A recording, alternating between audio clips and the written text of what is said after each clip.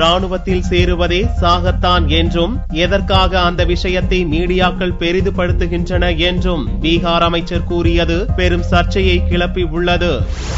பாகிஸ்தான் ராணுவத்தினரால் கொல்லப்பட்ட 5 இந்திய வீரர்களில் 4 பேர் பீகாரைச் சேர்ந்தவர்கள். அவர்களது உடல்கள் பாட்னா விமான நிலையத்துக்கு புதனன்று நள்ளிரவு கொண்டு வரப்பட்ட போது மாநில அமைச்சர்கள் ஒருவர் கூட வரவில்லை. அது பற்றி மாநில கிராமப்புற பணிகள் மற்றும் பஞ்சாயத் ராஜ் அமைச்சர் பீம்சிங்கிடம் நிருபர்கள் கேட்டதற்கு ராணுவத்திலும் போலீசிலும் சேருவதே சாவதற்காகத்தான் என்று அலட்சியமாக கூறினார். ராணுவ வீரர்களின் இறுதிச் சடங்கு என்ன அவ்வளவு முக்கியமானதா என்றும் அமைச்சர் பீம்சிங் கூறி அதிர்ச்சி ஏற்படுத்தினார். जवान तो शहीद होने के लिए ही होते हैं ना, सेना में और पुलिस में नौकरी क्यों होती है?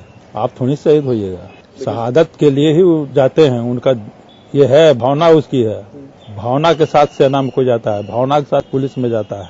आपके पिता नागरिक हैं ना? क्या आपके पिता गए? जी, हम लोग ने अपना फर्ज निभाया, लेकिन सर सरकार के तरफ नहीं, आप अपना वेतन का काम कर रहे थे.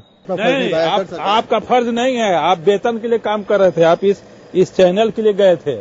ராணுவ வீரர்களின் உயிர் தியாகத்தை கொச்சைப்படுத்தும் வகையில் பீகார் மாநில மூத்த அமைச்சர் பேசியது மீடியாக்களில் வெளியாகி பெரும் சர்ச்சையை கிளப்பியது. இதைத் தொடர்ந்து இந்த விவகாரத்தில் முதல்வர் நிதிஷ்குமார் தலையிட்டு அமைச்சர் பீம்சிங்குக்காக தான் மன்னிப்பு கேட்டுக் கொள்வதாக தெரிவித்தார். உயிர் நீத்த வீரர்களுக்காக நாடே கடமைப்பட்டுள்ளது என்று புகழாரம் சூட்டிய நிதிஷ்குமார் தான் கடந்த 2 நாட்களாக டில்லியில் இருந்ததால் இறுதிச் சடங்கில் பங்கேற்க முடியவில்லை என்றும் விளக்கம் அளித்துள்ளார்.